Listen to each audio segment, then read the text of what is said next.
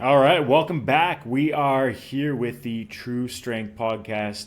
We are on the eighth episode here, and all the fellas are here. Um, how's everyone doing, Taylor? How are things down under? They're pretty good. I got some nice weather coming up for the next couple of days for me to finish off and move in the house. But I can't really complain, man. It's been pretty good. Scott, how about your for yourself? You're moving house as well. I am. I just moved in, finally finished up. Feels good to be a little more settled lately. Good. Yeah, dude, getting internet set up, all the utilities, moving furniture. I do not envy you. That's hard. That's always a pain. Tanner, how about Right. yourself? How's everything there? Dude, it's been like a whirlwind, man. I'm everything's good, but my daughter's 4 weeks old today. Uh, it's crazy. Time's going really fast. It's kind of like a blur. Training's been work's been super busy. Training's been pretty good. I have no complaints. Good to I hear, have no man. complaints. But how are you doing, John?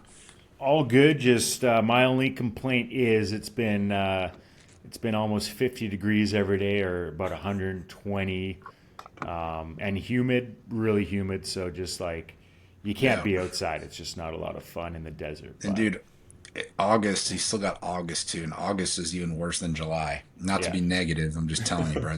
uh, I know. Bro, it's freaking hot. It's hot there. It's It's just like hot. they turn up the humidity in August, and it's bad. I So, know. anyways, Well, we don't but we don't have any humidity here, and my fingers and my heels and shit are cracking. Right, unless I uh, like put lotion and shit on multiple times a day, bro. Yeah. I just Tanner, after being in Dubai, does Texas feel not so bad?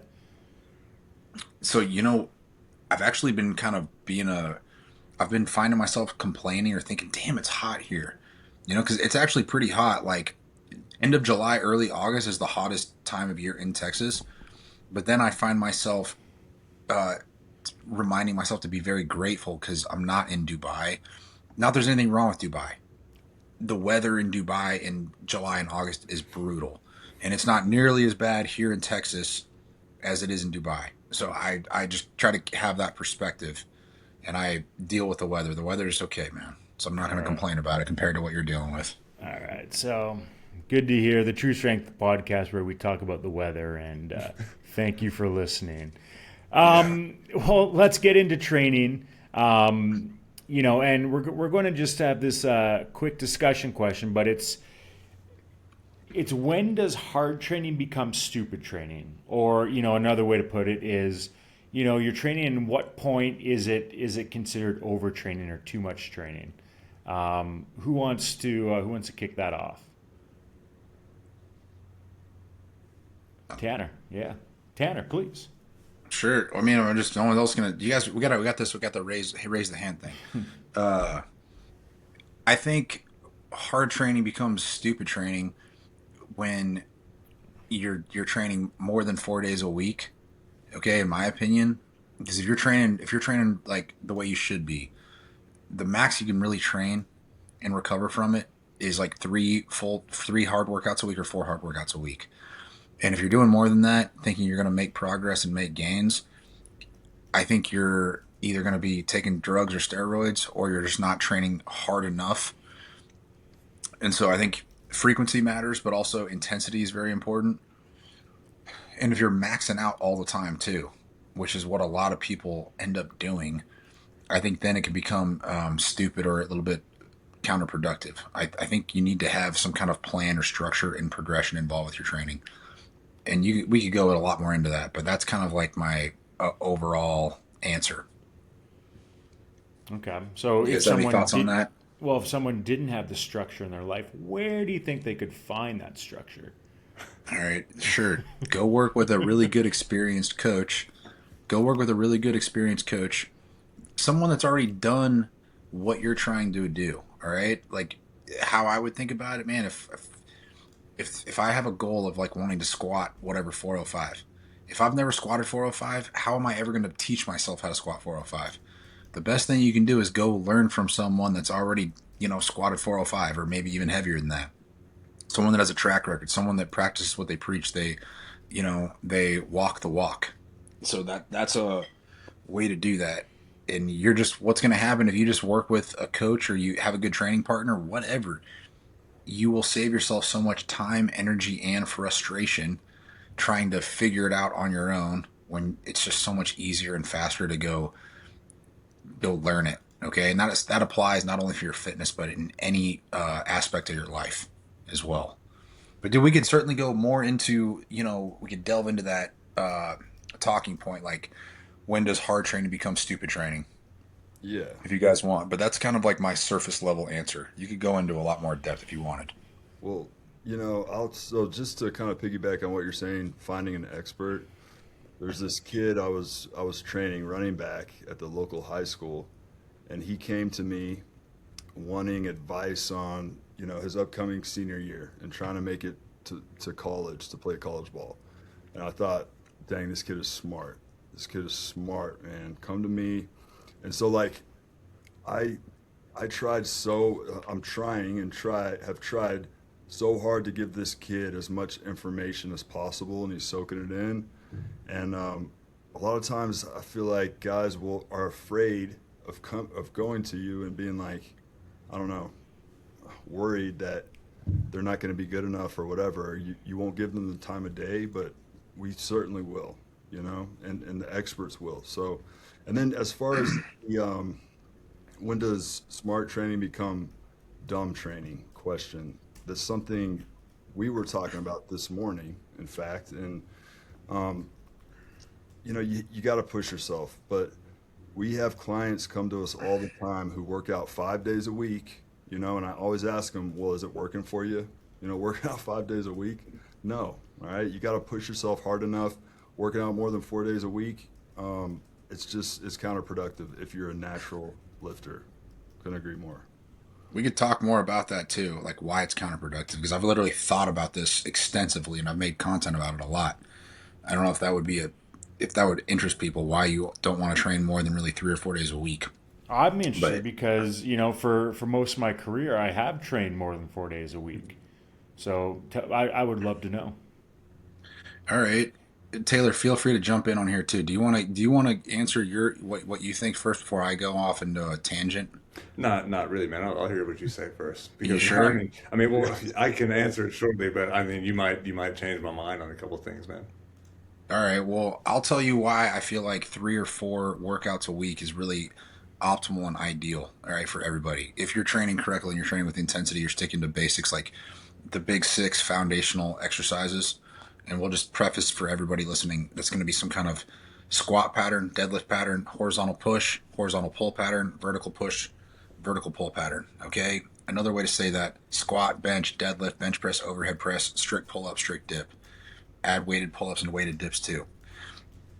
And if you think about what we are fundamentally, we're living organisms. Okay. We're animals.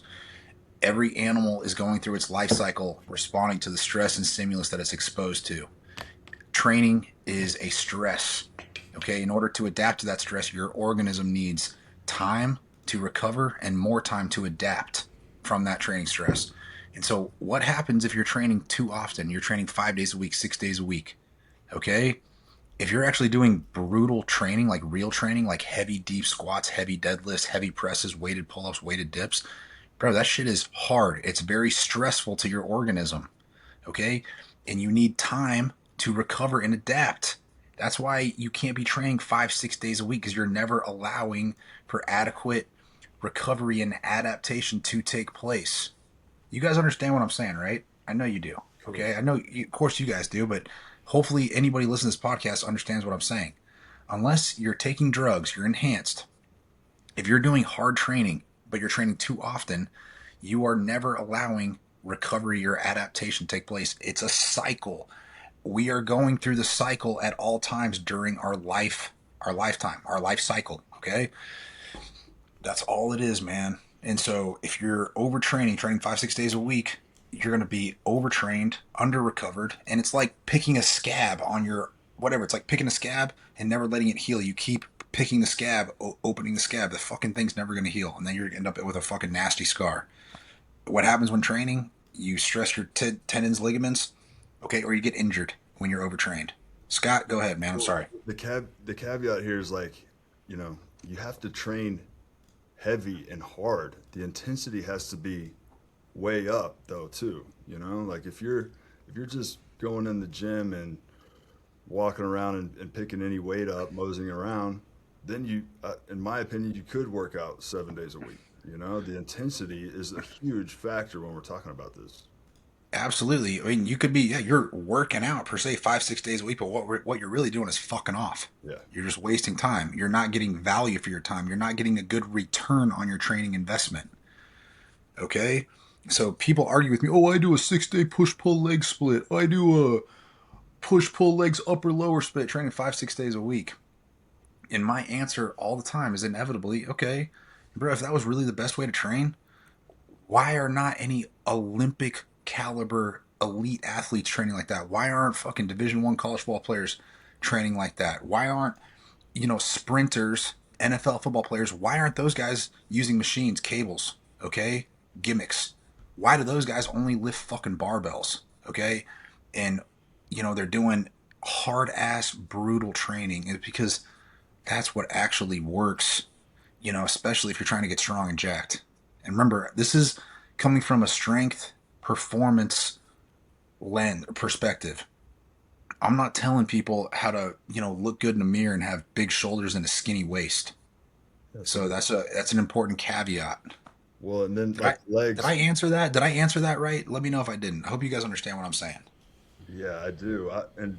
Just to clarify, like we talked about this morning, I did legs yesterday, you know, but I felt the central nervous fatigue, you know, the central nervous system fatigue today, and I need tomorrow to rest. I need it. I know I do. You know, for Me example, too. Absolutely. Okay. what are y'all's Dude, thoughts, John? yeah. Well, no, I mean, definitely after a heavy leg day, you do need, you probably need 2 days to recover for sure. What I was actually going to ask is, does this change with age? Like, can an 18-year-old sustain a little bit more intense lifting than, me at 39 or, Tanner at 38?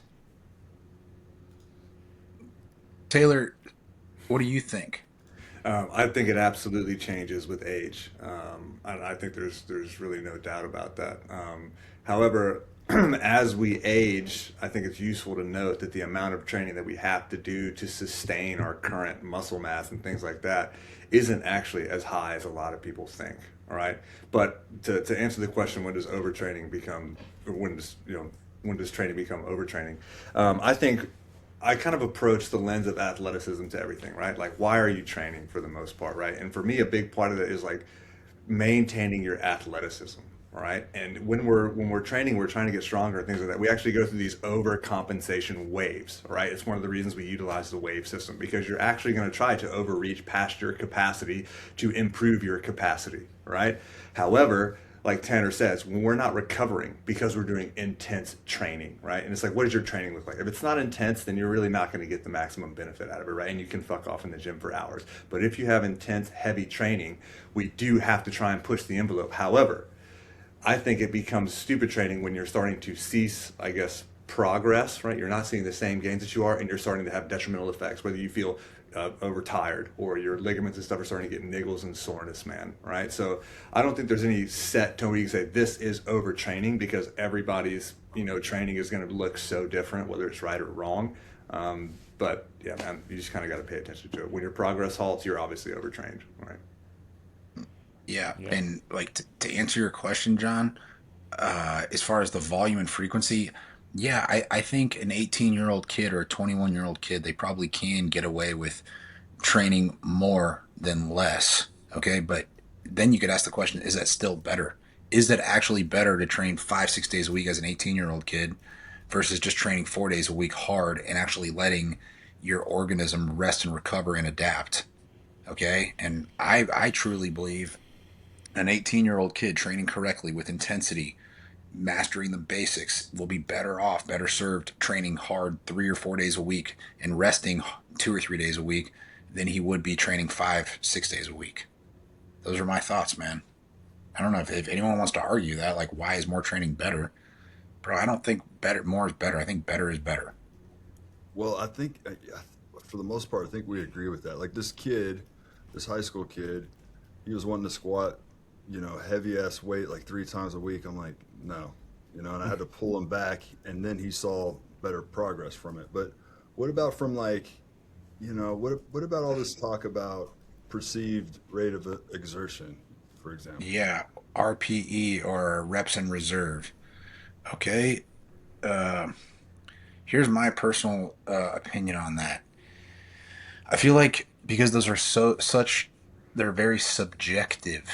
Okay, like dude, my rate of perceived exertion is going to be different than you know a 45-year-old guy who's just learning how to do a back squat. Okay, he's never actually pushed himself. He has no knowledge of his limit, and so it's very subjective, and that's why I'm not a big fan of RPE or RIR.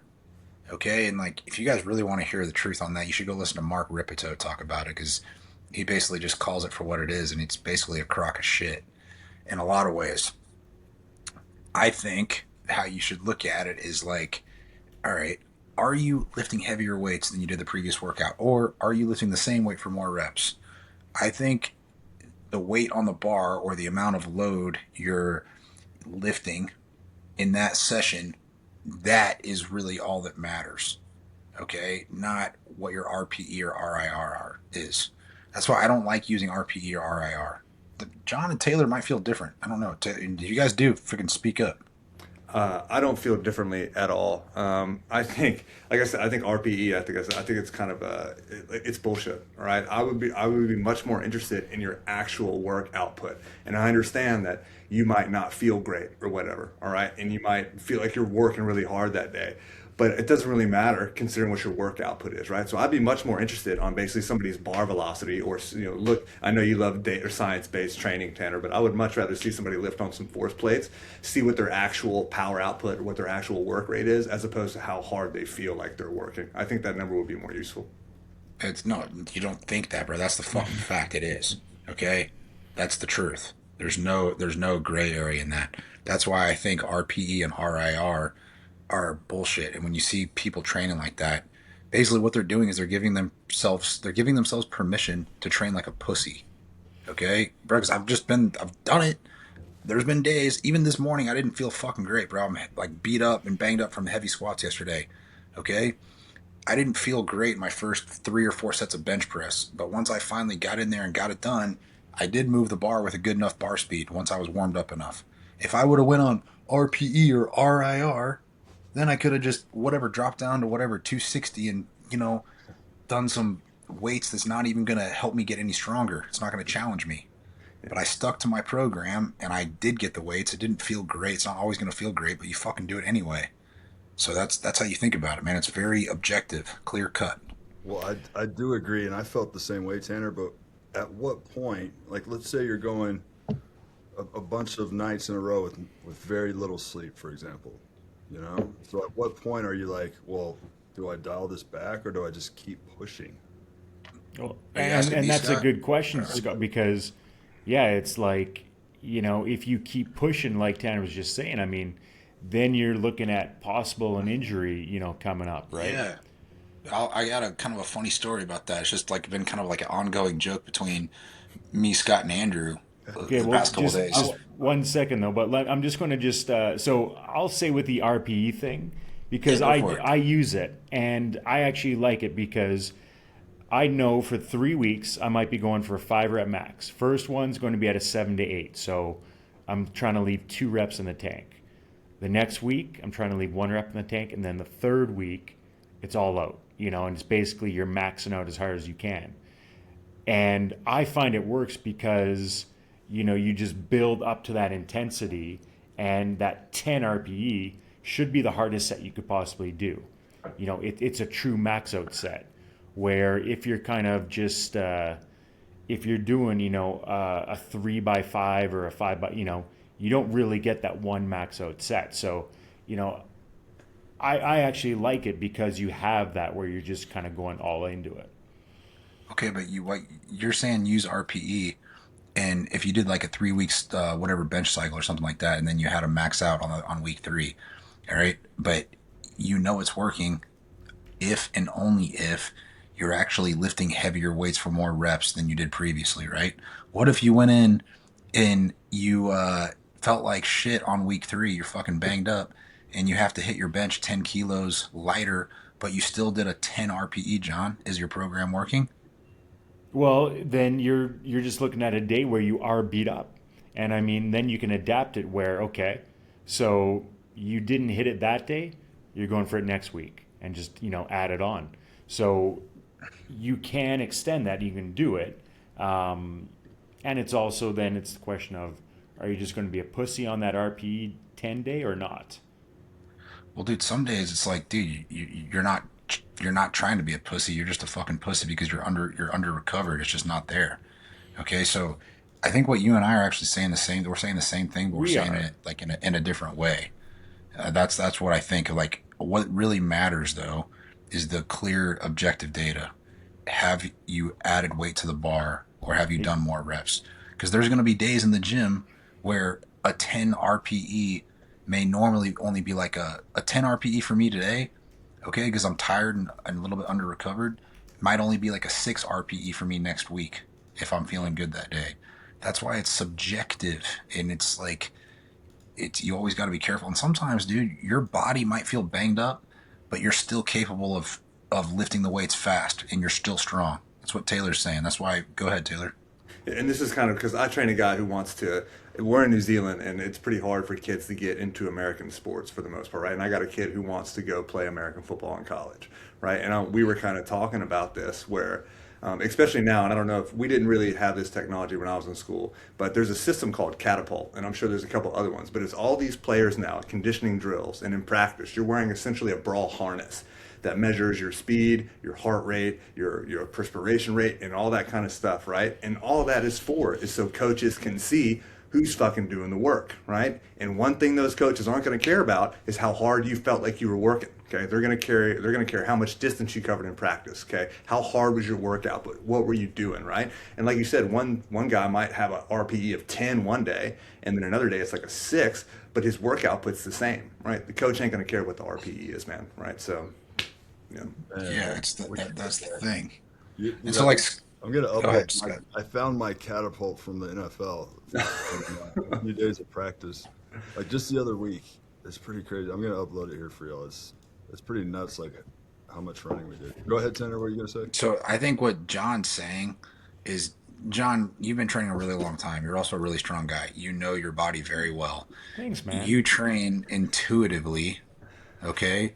You train intuitively, and I think you're just calling it RPE. All right. Yeah. So I think we're saying the same thing, but we just have different terminology. But I think for the everyday average listener of this podcast, using RPE or rate of perceived exertion is a very ill-advised approach to take to your training. You need to have a much more objective approach. Are you getting stronger workout to workout, week to week, month to month on basic foundational measurable lifts, okay, or whatever. It could be a conditioning test. Doesn't matter. It needs to be clear and objective. And I think when you subjectively put the RIR, RP in it, things get a little bit fuzzy. All right. Now let's go a different direction. So we're talking about overtraining. What's the minimum effective dose? How little can someone train while still improving? I don't And want to be the only one to talk. well, Scott, is it John, like Taylor. is it 1 day a week? Is it 2 day a week? Does it have to be three? Is it just as long as you get those four main lifts in or six main lifts in? Um, Taylor, what do you think? Well, like we say too, I think there's a significant difference between maintaining and gaining performance. All right, Yes. so if I'm talking about gaining performance, then I want to probably be in the weight room at least 3 times a week, really, really minimum. All right, because that's going to allow me to hit the different compound lifts. Okay, squeeze in 6 foundational movements into a 2 day window and trying to maintain your intensity, like we talked about, to progress is going to be really, really difficult, right? If I'm talking about maintaining, then yeah, I could do basically 1 or 2 compound lifts a week at a near maximal effort set, and that's going to allow me to stave off like any kind of atrophy or anything like that. But if we're talking about gains, I think you need to be in the weight room at least 3 times a week, and you need to be hitting at least one of those foundational movement patterns per week, like whether your vertical pull once a week, your vertical press once a week, so on and so forth, in a progressive manner, obviously. Yeah, fair Scott, enough. you want to add anything to that? I agree. You know, honestly, in order to even to maintain, you know, you have to get it in at least once a week. Um, but people don't realize how quickly, you know, you can get untrained. You know, it happens quickly, especially like with an injury. But yeah, I agree with all that. I agree with all that. Yeah, I want to give like a very clear, simple answer. I think it depends on if you're a novice, if you're an intermediate, or if you're an advanced lifter. Okay, bro, if you're an advanced lifter, once you've already built the strength, you've laid the foundation, you can get away with training 2 or 3 days hard a week and you'll maintain. It's going to be really hard for you to progress training just 2 days a week. But if you're advanced, you've built the foundation, you can get away with it. So once you've built it, it's a lot easier to maintain it. Now, building it is the hard part. And I think I would agree with Taylor. If you're in that building phase, you're trying to get from novice to intermediate or intermediate up to advanced, you're going to need to be training probably 3 or 4 days a week hard, okay, to make consistent progress. And then I think the minimum effective dose is like twice a week, and those would still be full body workouts. Okay, and again, it does depend on your training age, like how long you've actually been training. Well, you're talking about two, so that's my thoughts too. So twice a week to maintain, you're saying. That's like pretty much the minimum effective dose of training that I think you can get away with without losing strength or muscle, assuming you're getting enough sleep and you're getting adequate calories and protein. Yeah, I would. That would be my absolute guess. That's like my best approximation. Because I think that's honestly the once a truth. week, you're going seven. You know, you're going 7 days, 6 days. With Yeah, Yeah, with no training stress. yeah. And what did your parents tell you in high school, Scott? And what Yeah, did three Yancey tell days. us? You gotta Three you days, gotta work bro. out. You start to experience atrophy within 3 days of not working out. Yeah. The muscle That's gets. why I think, dude, if you're just trying to lift one day a week, you're not giving yourself any kind of training test other than that. Bro, literally the signal you're actually sending to your body 6 out of 7 days is being sedentary. Okay? And your body's it's not gonna respond to that training stress because it's just not frequent enough. Does that make sense? So once a week's probably not enough unless you're taking drugs. Okay? Twice a week's the bare minimum. I would really recommend everybody train probably at least 3 days a week. Okay? How ridiculous would it be if somebody was taking drugs and only working out once a week? Like, Dude, I guarantee there's a bunch of fucking people doing that. There's all these all these business coaches or all these CEOs that are hyper optimizers. They want to get jacked. All they do is just start fucking taking steroids. They'll work out for 20 minutes, 1 or 2 days a week. Yeah, they're jacked because they're on fucking drugs. They're doing the bare minimum with the help of hormones.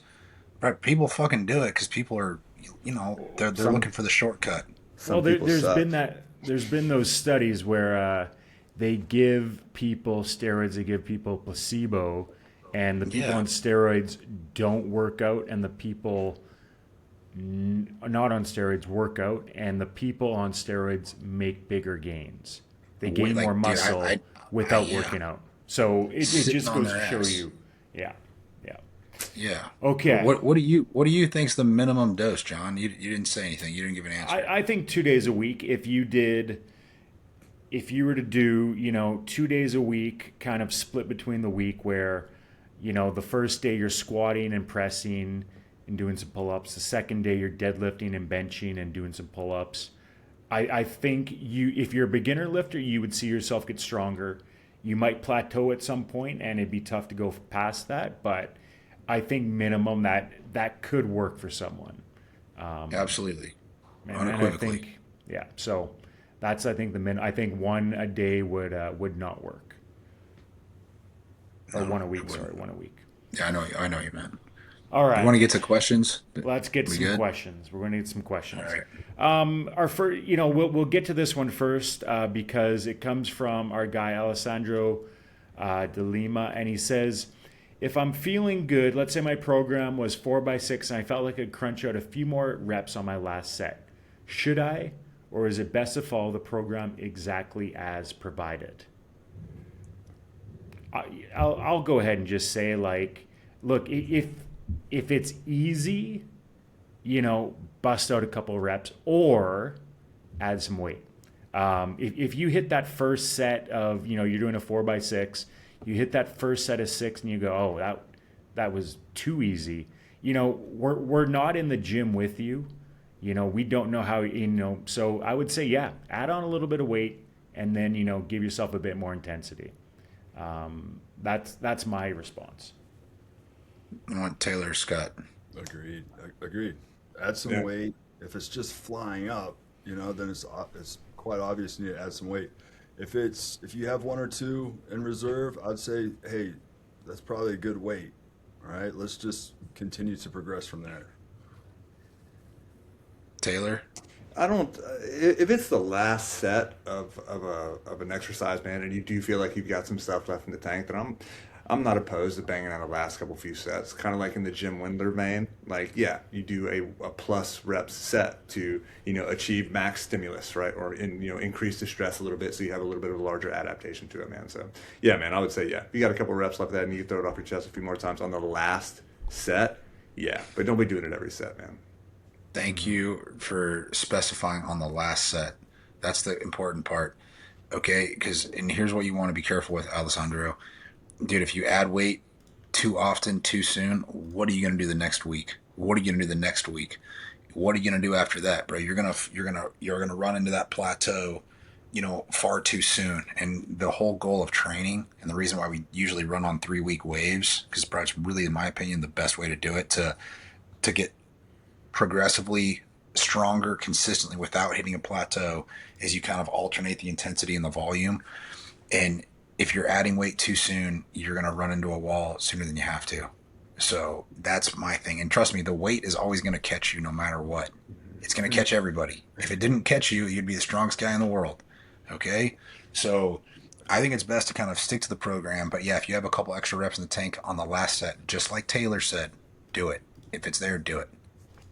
Well, Tanner, can you say the thing? So we have an ongoing like joke All between me and right. Tanner and Andrew. Can you hear The me? rice. Oh burger. yeah, I can say it. I can say Go it, but this is when kind of hard training becomes stupid training. Okay, Well, I'll give it's you a little still. quick. Go ahead. Go ahead.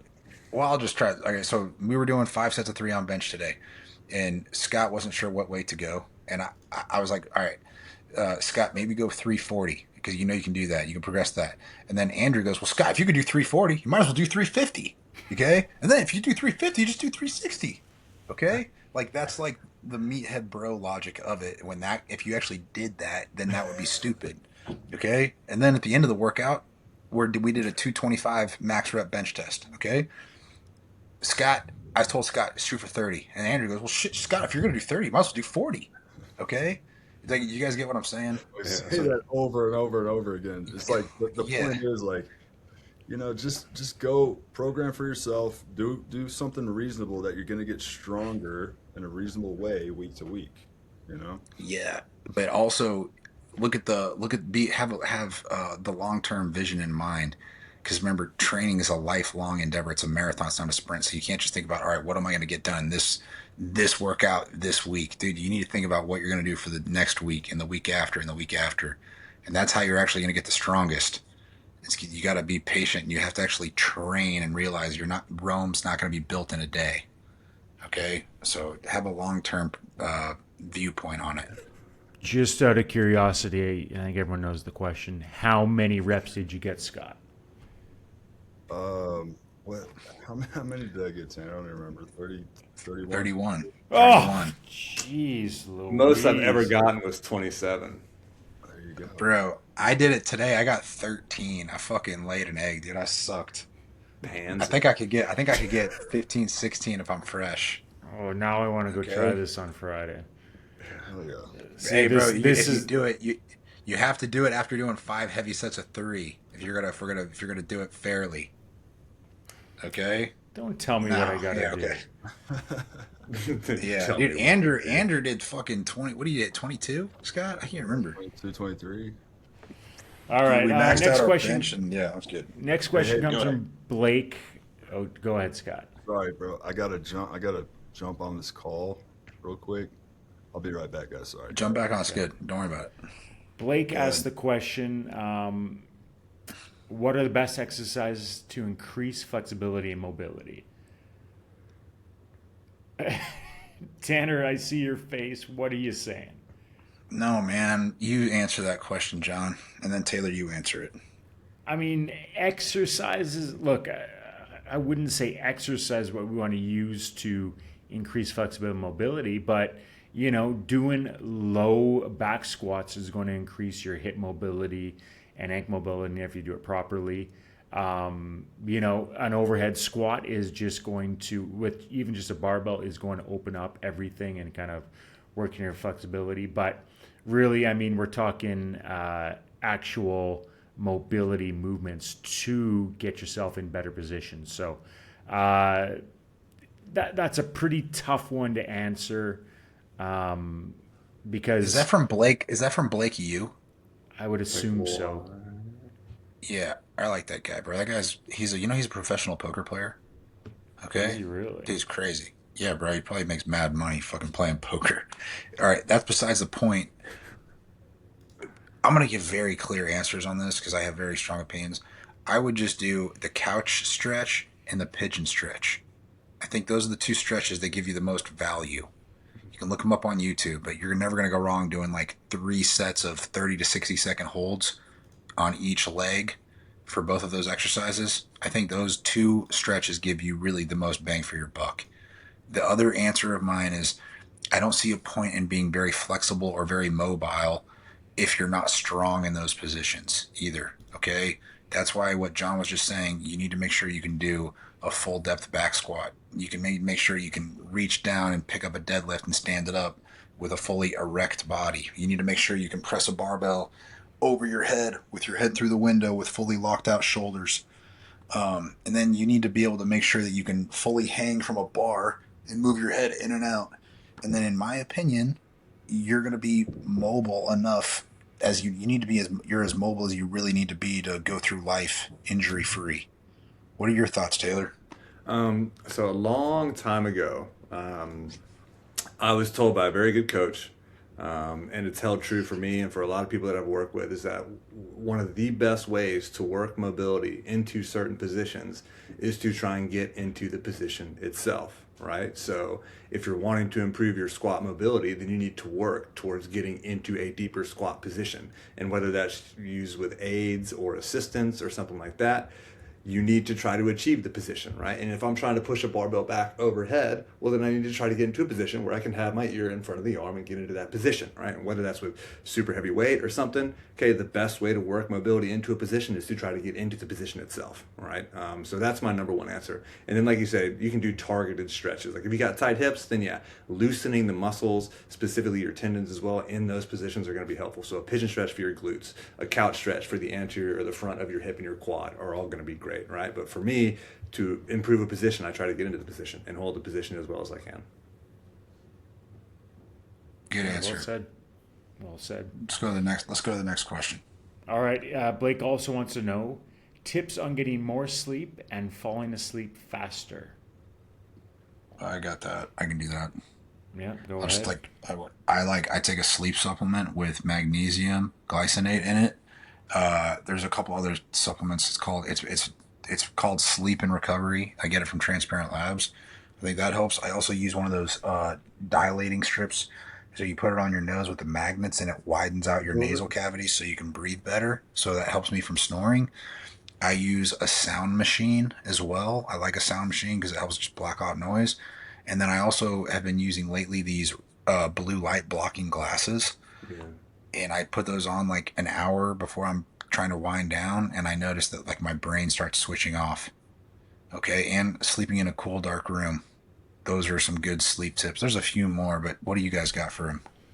I think the biggest thing that people need to do is stop looking at blue light and stop looking at your devices. All right. Yeah. Your circadian rhythm, whatever you want to say, that's going to alert you, man. It's going to keep you up. It's going to compromise your sleep in some form or fashion, right? So get the screens out, and then the power of a dark room, even for kids specifically, right? I read this thing about, people who sleep in dimly lit rooms or with light. They have a different or a slew of things that kind of affect them more so than other people. One of those is like nearsightedness. People who sleep in a well lit room tend to develop nearsightedness at a higher rate than people who sleep in darker rooms. But yeah, a dark room that's around 18 degrees Celsius apparently is where humans sleep best. But yeah, get rid of the screens and the blue light before bed. The sooner the better. Like the closer to sunset, the better. And then try to sleep in an environment that's conducive to sleep. That's going to allow you to sleep, man. John, you got anything? Yeah, I mean, I think one of the biggest ones is consistency, sleep time, wake time. If it's always just like it's late and you're like, okay, I'll go to, and then you kind of sleep as long as you want. I think a solid wake up time and a solid sleep time are just huge, and just getting your body into that routine as opposed to it always changing. That's really tough. Here's the last one I'll say about that. Also, intense, vigorous exercise. That helps sleep too, bro. Like if you train hard, you literally will tire yourself out and you'll sleep better. Make It's yourself crazy, tired. people. Make yourself, dude. And that will improve your sleep. I notice a lot of people that are like overweight that don't exercise, they have bad sleep. Once they start exercising, they start sleeping better because they're just freaking more tired. So, Yeah, man. such a Yeah. Anyways. Okay. Our next one's going to come from our guy Reese Taylor Round. I don't know if we've actually answered on the pod. We've answered a lot before. Back squat, low bar versus high bar, pros and cons. You want to go, Taylor, or you want me to go? Or John, you can go too. Look, I mean, they're two different squats. Unless you are a powerlifter training for a powerlifting competition or you have certain reasons you have to low bar, I think everyone should be high bar squatting. It's better for, development, for athleticism, for squatting properly like a human. High bar squat. It's a better movement. Taylor? I agree with John. I think for a lot of different reasons you want a high bar back squat. I almost look at a low bar back squat more like a hinge, really, like a hamstring dominant squat, like a good morning or kind of a heavy It pull or is. something like that. That's what it turns into. Yeah. So, I mean, if you're talking about a squat motor pattern, arguably the human resting position is the squat. Okay. That is something that we should be proficient in because it's the most functional position for us, man. Right. So, and the best way to do that is a high bar back squat. And if you struggle with a high bar back squat, then I would rather you do a front squat than a low bar back squat. Okay. Because it's just a different movement for the most part. Yep. And Reese, it's funny you asked that because I was just actually watching your squats the other day because I love Reese. He's done such a good job, and I use him as like a model client whenever I'm on calls with new prospective clients. And I was looking at his squat, and he was kind of going lower bar, and his depth wasn't there. Last week, Reese, I looked at it, all right, and bro, your depth was too high, and guess what? You were low bar squatting because you're chasing weight a little bit. So what we might need to do is reduce your weight, put the bar back higher on your traps, get more knee flexion, and you're gonna have way better overall gains over the long term. Because bro, a high bar is gonna better develop your quads. It's just gonna get your legs stronger overall. Go ahead, Taylor. I just want to add to that too, and I do this a lot when I review people's videos, right? And I tell them that there's two separate situations, right? There's one who's trying to lift as much weight as possible, and there's the other person who's trying to be as strong as possible. And those two things aren't necessarily the same thing, right? It's kind of the same thing I tell people when I see them bench pressing and driving their ass way high off the bench. On 1 rep max day, cool. We can do that because we're trying to lift as much weight as possible. But if you're talking about developing the pressing muscle group and trying to be as strong as you possibly can be, then keep your ass on the bench and develop that, okay? It's the same thing with a squat, okay? I don't care how much weight you can lift per se, all right? That's for you and for you to judge your progress, all right?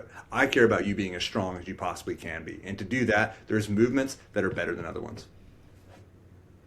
Well said. All right, Yeah. John, I think we get Okay. that. Reese's second question says, other than creatine and protein powder, what must-have supplements are there? Thank you. None. Caffeine. Fair. Nicotine, dude. No, I agree with Scott completely. Caffeine for sure. Yeah, for Dude, sure. caffeine. Yep. Yeah. Yeah. Must have. Really. Yeah. I would have to go caffeine too for me.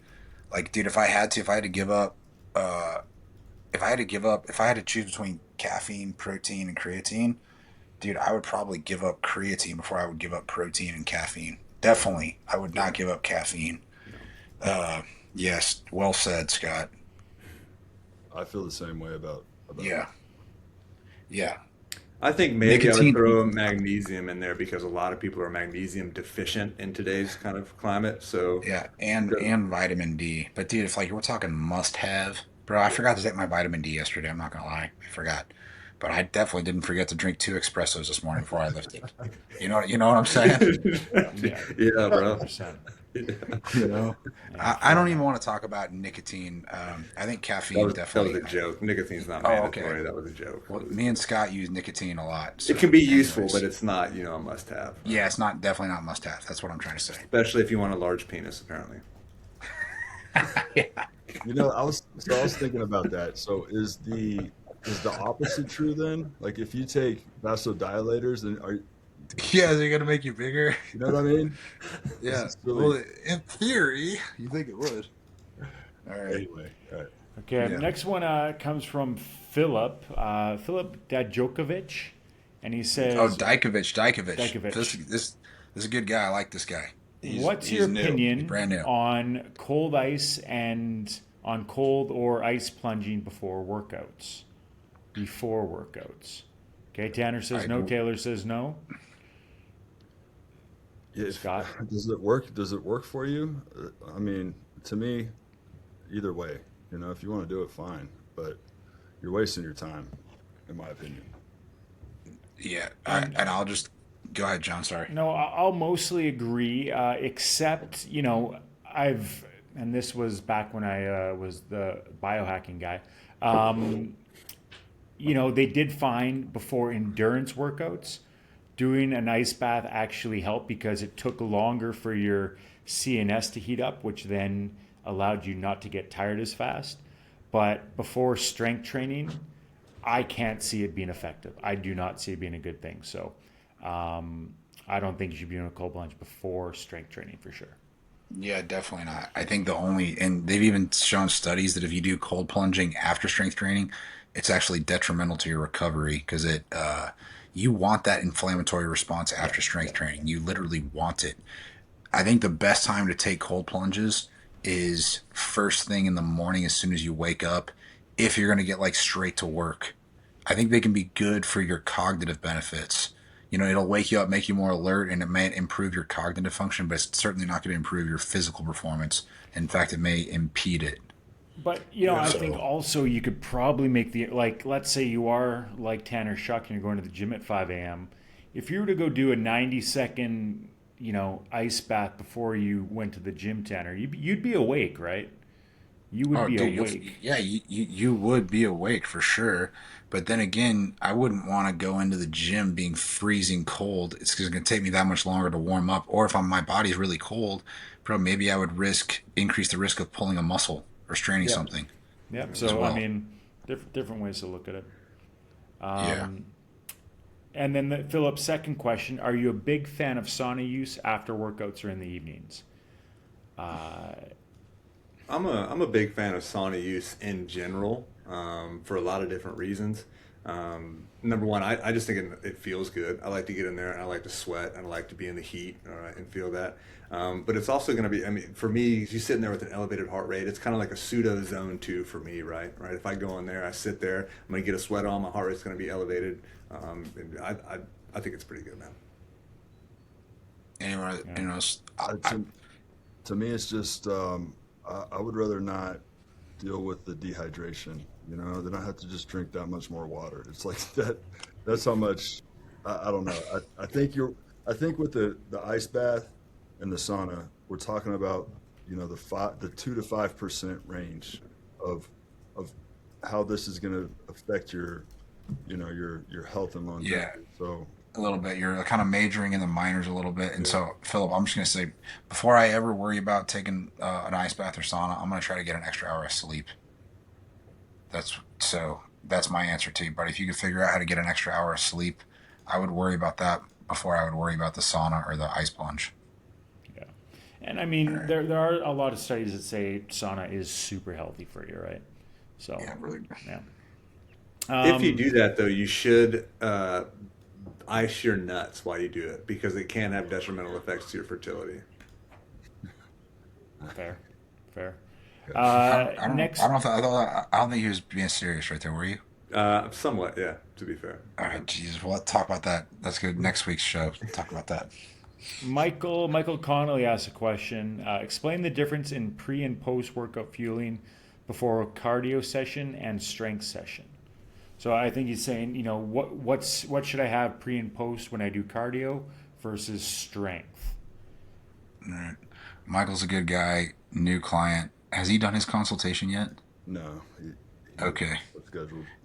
I like Taylor. I want your Taylor. Tell Michael the difference in how he should fuel versus pre-workout for cardio and post-workout after strength training. All right, so if we're talking about fuel beforehand, I want to make sure that I'm well fueled before either one of those two things. All right, and to me, the real difference is going to come post exercise. All right. So essentially, I want to be primed and ready to go for whatever work I'm going to do. But if I'm doing like a long duration endurance exercise, I'm 100% going to need carbohydrates to refuel muscle glycogen and stuff after that, right? Because the stimulus is more cardiorespiratory, all right? Yes, I'm going to be fatigued muscularly if I go for a long run or something like that, but the damage is not the same if I go in there and do, 5x5 back squat or whatever, okay? So I look at it as the effect. If I do a strength training session, I'm literally going to be tearing my muscles apart, okay? I don't know if you know about the sliding filament theory or whatever, but you have actin and myosin heads that are, literally like Velcro sliding apart. And when you do resistance training, you're ripping those muscle fibers apart, okay? And the only way for you to rebuild those muscle fibers is to ingest protein, okay? And a lot of it. So you don't really necessarily need carbohydrates after a strength training session unless you're low on energy and you want to feel better, right? But after a conditioning session, you are absolutely going to need carbohydrates to replenish your muscle glycogen and stuff like that, all right? So you think endurance, long duration, carbohydrates to refuel. Strength training, you need protein to rebuild, right? More so than refuel. Well said. I would just say if you're doing endurance, think carbs. If you're doing strength training, you want to think protein to recover and possibly carbs. I would say think protein either way. Like you just want to make sure You you have never- your protein goal for the day. In that Yeah, 24 hours. Yeah. and I would say Michael's it's more gonna- important the he's gonna be amount of protein too, not necessarily the timing, right? You just need to get your fucking dude. protein in every day. All right. Thanks for bringing that up. And so, guys, remember if you're listening to this, minimum protein intake for any person should be 1 gram per pound of your goal lean body weight. Okay, goal lean body weight. Or if you're in kilos, 2 grams per kilo of your goal lean body weight. Remember, that's the minimum. Okay, hopefully, if you're listening to this podcast, you're not someone that likes to do the minimum in anything of your life. So I would just advise you to go a little bit over. Okay, I'm telling you right now, me, John, Scott, Taylor, we're all around 200 pounds or over. Okay, we're probably eating over 200 grams of protein. At least I am, and I know Scott is. I can't speak exactly. John might be having too many coffees. Taylor, whatever I'm you're doing. definitely not 200 pounds. That's for sure. How much do you weigh now? I weigh about 188 pounds, man. Damn, bro, you're probably fucking diced though. But that's also intentional. And I was going to pose Yeah, I a know. question one time. Is I actually cut weight in the winter for a lot of different reasons. But yeah, I'm typically Yeah, around yeah. 190, 195. Yeah. All right. Yeah. Scott, or you just putting your hand on the screen? No. It's okay. That's how you drive, right, bro? You hang the window. The next question comes from Scott, but Scott Staines. And he says, I have a busy, demanding job. I'm not used to tracking calories. When I've done it for a short time in the past, I find it stressful, but has given me a good idea of what I need to consume on a daily basis. Is it something I have to do to get the results I want, or is there another strategy? Tanner. All right, Scott Staines, I really like you, and I'm just gonna tell you what I've been doing lately because I've been tracking my calories every day because I'm trying to go on like a little bit of a mini cut. I'm eating 3,000 calories a day maximum. Some days it's 2,800, 2,900. I track my calories with this app that's very simple and easy to use. And I learned it from Brian Offit, our other custom client. Brian's a fucking good guy. The calorie counter is called Fat Secret. It's one word, FATSECRET. It's a very easy to use app, and you can scan barcodes and you can input your things. I highly recommend you do it because once you start tracking, bro, you're just going to be more precise. If you've been struggling to lose weight for a while, bro, maybe that's a sign you need to start paying more attention to what you eat. Now, to answer your question, is there a way where you can do it without tracking? There is, but it's even almost more restrictive. And I would say that's going to be some kind of either intermittent fasting or you're only eating protein when you're hungry enough. You'll only eat when you are willing to eat protein. But that's a hard way to do it, bro. I would honestly, I've been tracking my calories lately, and it's not that bad. It's my answer. Yeah, and I would, well, I and would. I was just going to say, I think it's a habit thing. You have to make it a habit and it. You just have to accept it and like it's something you do over and over and over again. Go ahead, Taylor.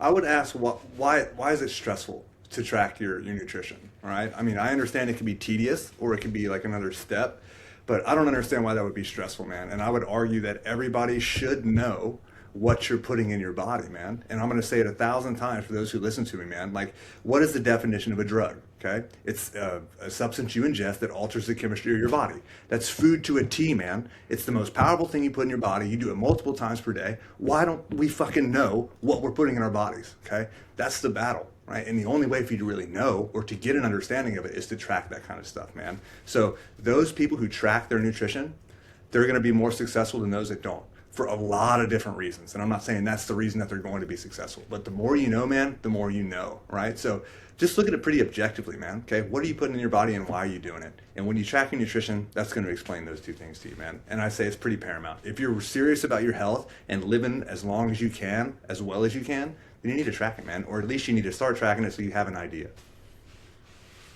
Yeah. I'm a firm believer every person should track their calories for at least 4 weeks at some point in their life. I think everyone should do that. It would be an invaluable learning experience. And I have to agree with Taylor. Tracking your calories is not stressful. Dude, having a fucking pot belly and being fat, that is stressful. And not having visible abs, that's stressful. You need to flip that mindset. Scott Staines, I'm talking to you. Well, and Scott's he had a follow up and he says, "I really thrive off eating red meat and eggs. Can I just eat carnivore all the time, or is it essential to get carbs and fiber?" So number one, fuck fiber. And yeah, it's effective, but is it sustainable? And is it optimal? Probably not. I mean, there's people that do it, and I think there's a lot of health benefits that do it. And if you can maintain that, cool, man, do it. But I just think it's going to be pretty hard to do for a lifetime. And Bro, I immediately think of Cody Bias, our client Cody Bias. He's been carnivore since he's been coaching with us. He's the only guy I've known that's been successful on carnivore for a long period of time. and He's that the guy only is one. he's meticulous with it. Like I Yeah, give him a lot of credit. oh, dude, for sure. Cody's wired a bit differently than most people. So, Scott, I don't think you need to do carnivore, dude. Yeah, you're gonna thrive on meat and eggs because those are the two most nutritious foods that really kind of exist. But I wouldn't solely subsist on meat and eggs. And you just have to remember, red meat and eggs, great foods, but they're also very high in fat. Fat's very high in calories. So you might not lose weight, bro. If you're eating too much calories, you're still not going to lose weight. So that's a consideration. Yeah, that's fair. I mean, remember I did it for a month strict, and the problem I had was I just found without the carbs, my workouts, Bro, you're flat. I was just not Feel shit. lifting the way that I should have. So, Yeah, same for me. When I okay, look at Cody, that's what I think of too. You'd actually benefit from eating some carbs. But I I give him agree, a lot of credit, man, because that is hard. It's hard to do. bro. yeah, Yeah. yeah. All right. The next question comes from Jer Ward, and he says, "At Tanner, what brought you to wanting to start TrueStrength, and what makes it stand out from other coaching platforms? Uh, I'll tell you what forced me to start TrueStrength is because I'm incredibly passionate about training and health and fitness. I was not content only having a positive impact on the people that were coming to my gym, which at that time was CrossFit Metal, as I knew that I could have a bigger impact on people. And the reason that makes what makes True Strength different, in my opinion, is because, man, I've lived this for 20 plus years. I speak only from experience. I do not have any training certifications. I am not a certified trainer, okay? But I don't think anyone's going to tell me that I don't know what I'm talking about when it comes to training because I've been doing it, man, and I live it every single day. And another thing that I think makes it different is because I've always preached a natural lifestyle. I'm a respectably strong guy. I'm also respectably fit.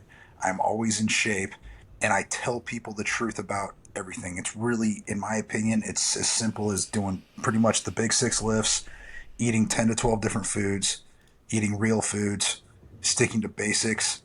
And if you just simply get stronger, you're going to get the results you want. You don't need to overcomplicate any of this. And I personally haven't seen anybody, any other trainer, coach, fitness influencer deliver an honest, simple, consistent message other than me. That's I think what makes True Strength different. And it's not just me. I was very particular about who I even work with. Okay, John started it, then Scott, and then I brought on Taylor. And I'm only going to bring on dudes that live it, that practice what they preach, that are experienced, that understand, they know the truth. You're not going to find other coaching organizations or companies with legitimately strong guys that are lifetime natural that have been fucking practicing what they preach for a long time. So I hope that answers your question, Jer. Yeah. Yeah, nice. And thank you.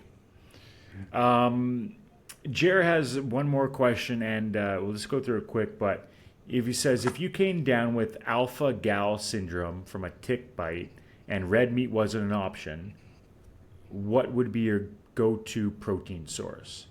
I mean, I'm going to just go, yeah, eggs and chicken. Sorry. That's okay. Yep. Eggs and chicken. Greek yogurt, fish, turkey. That's animal-based lamb. Lamb. That might be red meat. It is red meat. But yeah. Yeah. Yeah. Okay. So yeah, bro, those are the answers right there. What are your guys? And I say this coming from Dubai, but what are your guys' thoughts on pork? Tanner. I'm like, I eat pork, but I don't go out of my way to eat it. I don't think it's as bad as people say, but I'm not going to have pork over steak. I'm just personally not. I do enjoy bacon. If you actually look at the nutrient profile of pork, it's actually pretty good. But because it can be quite high in fat, it's not my first choice. But I eat it. I'm not going to not eat it. Those are my thoughts. I mean, there's a pretty big difference between a streaky piece of bacon and, a pork chop, right? So Yeah. it depends what you're eating as well. So I know pork has a really high rate of parasitic and infection, right? And it's pretty high. It's like arachidonic acid if you want to get into the weeds of it, which isn't really good for your heart and stuff like that. But as far as like meat proteins go, pork is probably down near the bottom for me, man. Yeah. But I don't think it's gonna like ruin your life or anything like that, man. Like no. Okay. Next question comes from Abdulaziz. He says, I'm not happy with the form of my lunges. Is it better to decrease the weights for better form or keep them heavy? I think we'll all For agree, lunges? for lunges. Decrease the weight and make them good. Decrease That's weight. that- yeah. Hey, can we get him a loom and just review that specifically real quick? 2-minute loom and adjust that form if we need to. Scott or Taylor, Yeah, I got him. please.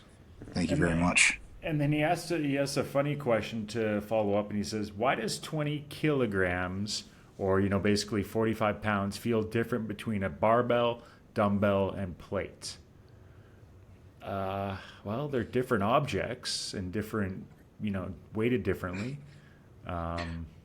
Because the way the shape of the object and the way the weight is distributed. Yeah. Okay.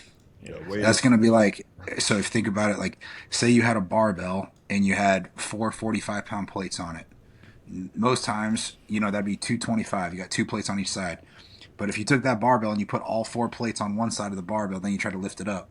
That's the same weight technically, right? But it's going to feel way differently just because of the way the weight is distributed. So that's my answer on that.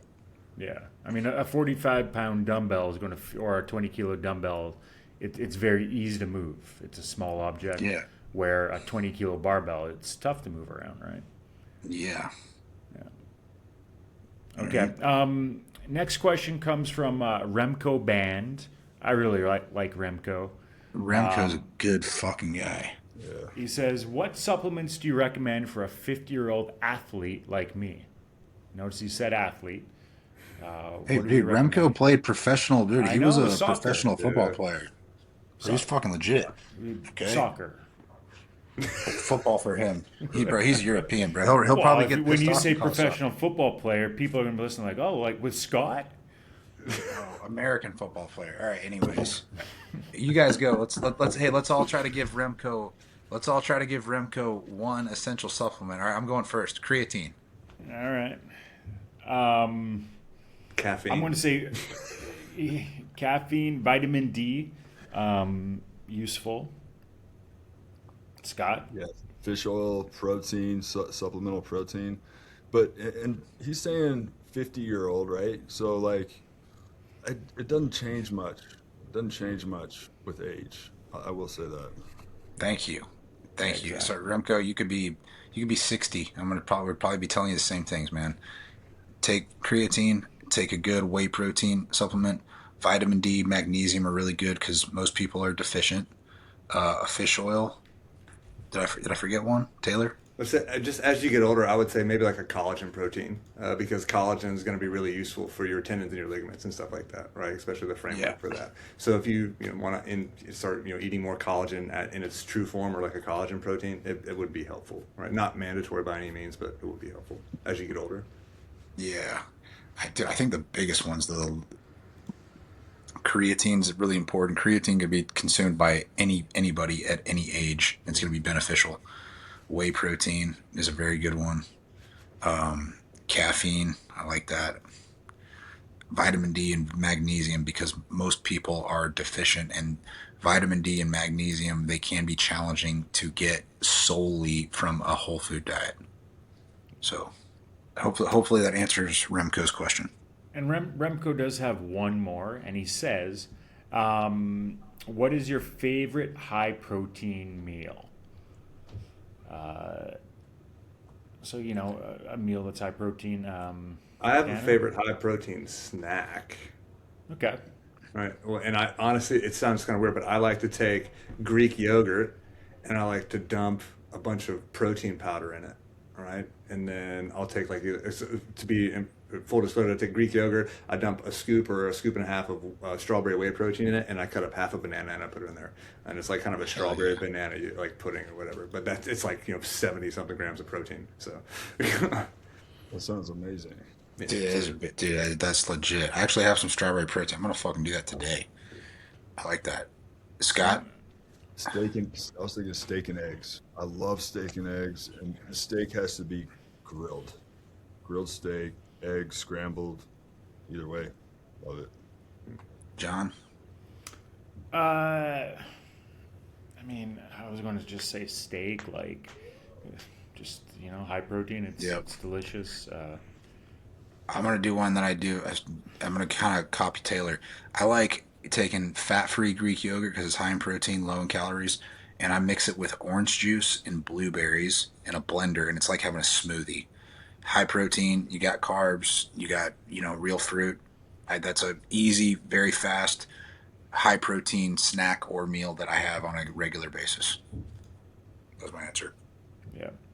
I'll just say, maybe not my favorite, but one that's easy is just like take half a kilo or a pound of ground beef, little taco seasoning, put it in the fridge, and whenever you just need some beef, you take that and a little bit of rice in a pan, fried up, and like that's just a quick, easy meal. Dude, And you're good and to it's go. money. It's money every time. I forget about that, dude. Taco seasoning on hamburger, that's good. I forget about that Good. one. It's just easy, Yeah, and yeah. anybody can do it too. Put Yeah. cream cheese in it too. Apparently, I do that sometimes. I'll like make a mince and Oh, just throw like a scoop of cream cheese in there, stir it up. It's pretty good, man. yeah, be good. Yeah. All right, fellas. Well, hey, that's it. Got through the questions and had a good chat. So appreciate you guys. We're going to be back next week, and Maybe with a guest. John, do we want to do a guest next week? we're going to do a guest next week. We'll let you know who's coming on, but Yeah. we'll bring on a guest. So thanks everyone for listening, and we will see you next week.